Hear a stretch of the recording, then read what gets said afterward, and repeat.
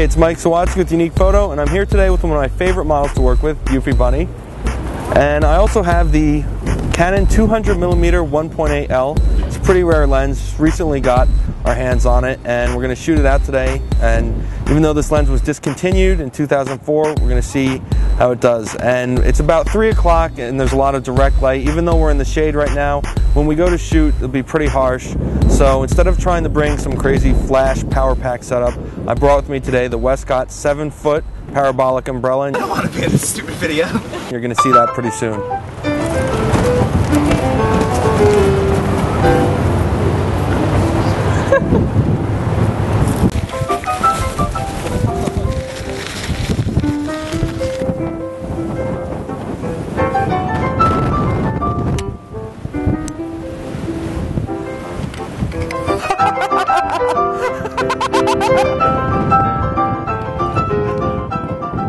Instead of just letting you watch a video of a fat guy walk around and take pictures with a fat lens, I thought I'd give you a little bit of insight into what I did here. I shot the 200 1.8L mainly at f2, sometimes wide open, but the main thing you want to be concerned about when using a lens like this is where you place your focus point, because with such a wide aperture and long focal length, you're really going to get shallow depth of field. And that's what you want, but you just have to be really conscious of where you focus. So the lens performed great. I was very happy with the images I got, but you know, it was during the day. It was kind of like shooting fish in a barrel. I really wanted to put this lens to the test and see how it does in low light. So we're back, and as you can tell, it's nighttime now. I want to test the 200mm 1.8L in low light, so I brought my friend Kelly with me. She's going to model for us today. She's nice enough to do that. And you know, before, earlier in the day, pretty much any lens is going to look good in that kind of light, but I want to test the lens in low light, see how it focuses, and especially the lens of this focal length, I want to see what shutter speeds I can use with this monopod, because we know the replacement for the 200-1.8 is the 200-2 IS. So let's see how the 200-1.8 does. We're going to go on Washington Street in Hoboken, where there's enough ambient light that I can shoot without needing to add additional light or even use a reflector. Then we're going in an alleyway, and don't worry, I'll keep you safe. And we're going to add in a light with the new Apollo strip softbox, and we're going to put just a shoe mount flash in there with a tungsten, what is it called?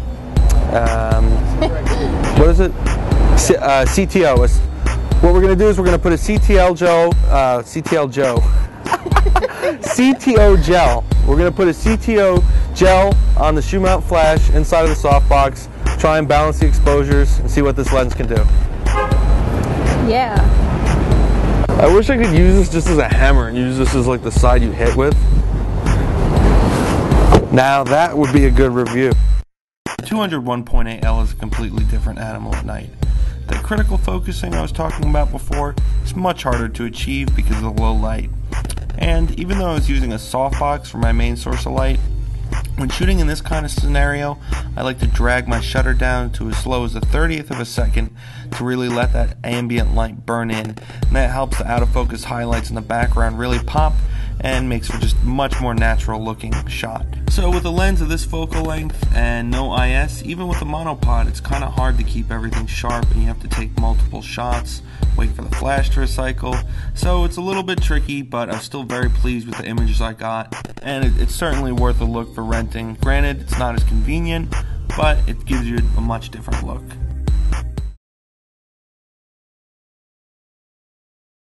Awesome camera, Mike. Great lens, Kelly.